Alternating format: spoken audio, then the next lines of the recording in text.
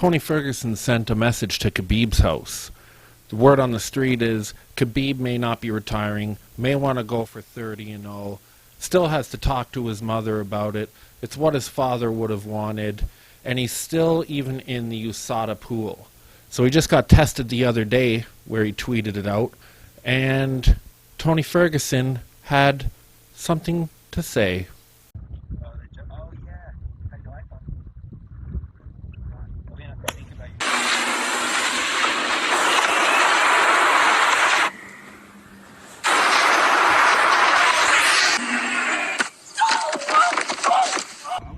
Nice. Bisping thanks MMA Junkie for reporting on his lead role in an upcoming movie called The Journeyman. I love it, Bisping. Clever promotion, clever trolling yourself, love the jokes. We'll keep an eye out for it in the $10 bin at Walmart. In a game of hide-and-seek, USADA officials were able to find John Jones hiding under the octagon as Rafe McKee's mouthpiece falls down there mid-fight. Tag, you're it. For my tweet of the week, a reliable MMA source, Dovey, tweets out, a bonus episode of Netflix Unsolved Mysteries focuses on the bizarre disappearance of Luke Rockhold's chin. Luke Rockhold's chin. I wonder where that went. The mystery remains unsolved. Edwards versus Chimaev. Is Chimaev overhyped? Leon says he is. Says he did similar things than Chimaev did during his rise. So, was Leon overhyped? I don't think so. Does he do what Chimaev is doing right now? Not really. But what's wrong with hype? So I wanted to finish, and I mean, I'm looking to get paid here. We get looked after when we finish. This promotion wants finishes, you know what I mean? And that's what I'm looking for. These custom-made suits aren't cheap, you know what I mean? This solid gold pocket watch, 3 people died making this watch, you know what I mean? Hype is good for business. If you're not the one being hyped, then maybe you're jealous. WWE is all hyped. They make a business model out of it. It gives it flavor. And they have fans that are just as obsessed as MMA fans. Instead, Chimaev is following like a McGregor playbook. Looking through his opponents. Staying active. Calling out everyone, including the champion. Saying how he's going to smash everybody. And he's the best. Talking all that shit that he needs to back up in the octagon. That's where you come in.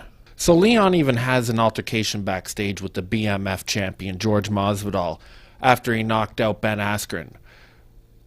George pieced him up, even put a little cut under his eye, and got way more famous from that, and Leon let it go.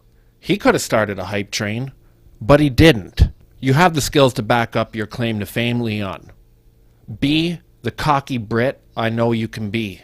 Maybe the winner can sneak in after Colby or George gets his shot at the title, but you have to go for it. Otherwise, both of them will get a shot before you. You're number 3. Make it happen. You can't go around being silent and not really doing anything while you got guys like Colby and Masvidal running around. Even Gilbert Burns is getting in there. Yeah, I think he's ducking you too. But make us want it. Both guys have done interviews, and I can't tell who's harder to understand. Them losses have molded me into the person I am today. You know what I mean? I've learned from it, and I've been where he's at. You know what I mean? I've Who's harder to understand? Chimaev can barely get through a post-fight interview. Good thing he's got Ali backing him up on social media. Yeah, but my coach told me first round, like, do a little bit of boxing, like feel how you feel in the UFC, your boxing. But I don't did my boxing in the UFC now. I knocked out in this guy. Why am I so hard on Leon? Everyone else seems to be too, except for maybe Ariel Helwani. But I just think there's been a lot of missed opportunities Don't be a snoozeman. You know, as you can see here with some of the accomplishments that they've accomplished.